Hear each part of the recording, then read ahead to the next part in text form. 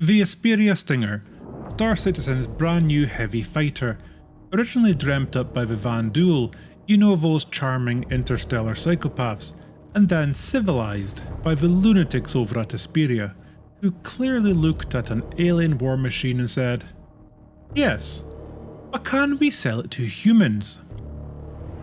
The result is this: a ship that promises presence, intimidation, and enough firepower to make a Javelin pilot flinch. It's mad. Properly mad. Everything about it screams, "Look at me! I'm a big, angry alien bastard here to ruin your day." But that raises the question, is it actually any good? Join me as we take our first look at the Stinger. We'll go over its looks, its guts, its questionable ergonomics, and find out whether this monstrous metal insect is worth your hard-earned cash, or if you're better off setting your credits on fire for the same experience. The Esperia Stinger looks like what would happen if an alien warlord had a one-night stand with a wasp and then left the baby to be raised by a psychopath. It's sleek, aggressive, and absolutely dripping with menace. Every line of the ship says, "I'm here to fuck you up and look magnificent while doing it." It's all razor edges and brutal curves, the sort of design language that makes you question whether the Van Duel understand aerodynamics or if it just built it out of pure spite. The wings are fixed, broad, and spread out like the arms of some unholy space demon ready to deliver divine punishment. Nothing folds, nothing flaps. It doesn't need to. It just looms there, hard and unbending, like it's overcompensating for something. The colour scheme is straight out of a goth nightclub. Blackened alloys, dark metal panels, faint glows that suggest alien tech or the ship quietly plotting murder. Up close, the surfaces have that textured predatory look, the kind of finish that says, if you touch me, you'll probably get tetanus. Then there's the cockpit, or more accurately, the canopy that is the nose. It's narrow, sharp, it gives you a feeling that once you climb in, you're not piloting a ship, you're putting on a weapon. It's more like a suit of armour designed by someone who hates peace and wants to remind everyone of it. At the rear, you'll find not two but three engines, arranged in a pattern that looks suspiciously like a shocked face staring directly into your soul, presumably to mirror the exact expression of whoever's unfortunate enough to be flying behind it. It's equal parts comedy and terror, like being menaced by a furious emoji that wants you dead. And then there's the detail. Oh god, the detail. The patterns, the spikes, the edges. It's like the designers at CIG challenged themselves to see just how many triangles they could fit on one hull before the servers melted. Every surface has texture and personality. It's intricate, alien, and borderline excessive. A digital sculpture, if you will, that blurs the line between craftsmanship and obsession. In short, it doesn't look like a ship that flies, it looks like a ship that attacks, and it wants the whole galaxy to know it. You get inside the Stinger through a ramp that extends from the rear, and when it does, you're greeted by what can only be described as bone-tentacles. Are they bones? Are they tentacles? Are they something that fell out of an alien's ribcage? Nobody actually knows. The one thing we can say for certain is that they're deeply unapologetically alien, and they look like they're about to grope you. Inside, the whole thing feels like you stepped into a HR Geiger fever dream. It's dark, organic, and it has that unsettling, I really shouldn't be here without a flamethrower vibe. I half expected a xenomorph to pop out and ask for my insurance details. What's impressive though, is that it feels cavernous, like a living, breathing creature, even though in reality, you're standing in a glorified closet welded to the back of a fighter. Somehow, Esperia's managed to make claustrophobia feels spacious. To the right you have a small gun rack, because clearly the Van Duel like to stay organised while murdering people. To the left you'll find a bank of fuses, the most human looking thing on the entire ship. The door switch also doubles as a light modifier, which is kind of a feature only aliens could design. You've got three options: lights on, which makes it look haunted, lights off, which somehow makes it brighter, and finally you have emergency lighting, which glows yellow instead of red. Apparently, the Van Duel think yellow is a colour of imminent doom. Maybe to them it means shit's gone sideways. Either way, it's deeply confusing and utterly brilliant.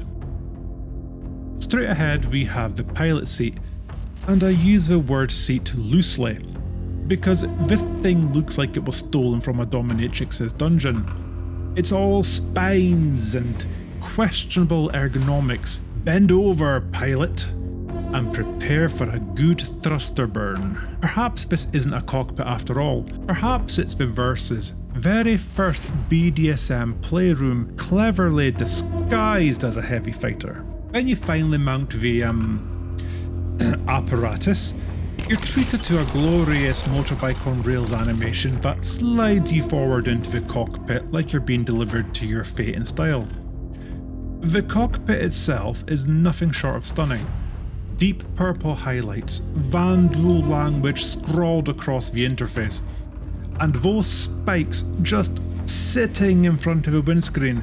All of it looks menacing and magnificent. You know, I can't help but think those spikes are there for one purpose: to make sure you die properly. Because when you inevitably crash headfirst through the canopy, those jagged bastard spears are there to finish the job, ensuring you take any top secret alien tech to the grave. Efficient and dramatic. Now let's talk about weapons.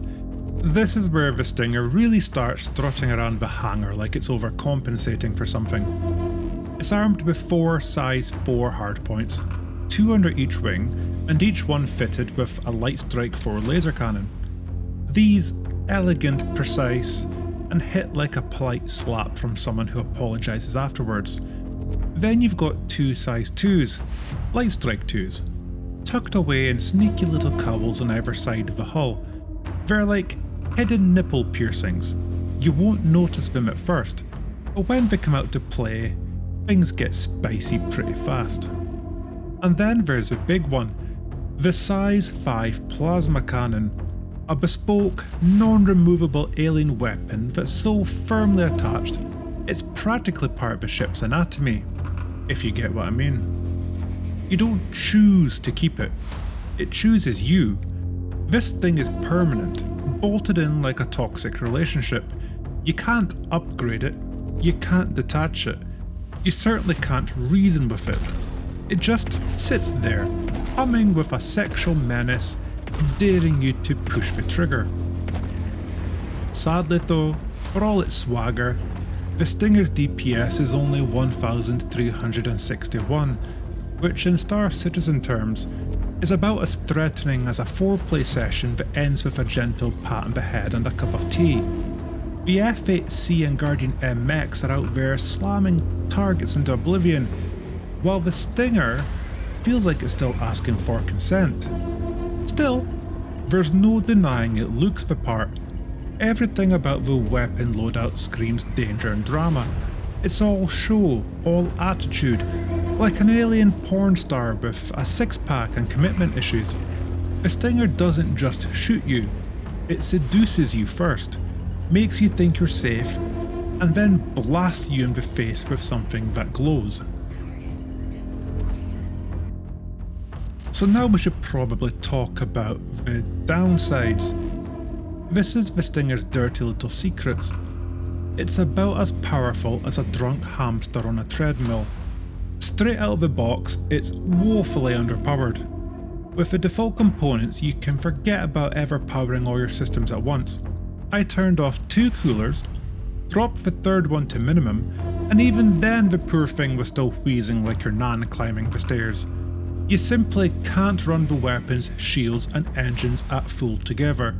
You need to choose between shooting, surviving or moving, but never all three. It's like being in a threesome where everyone's just disappointed. To make the ship even remotely functional, you'll need to fit it with JS300 power plants. But here's the kicker.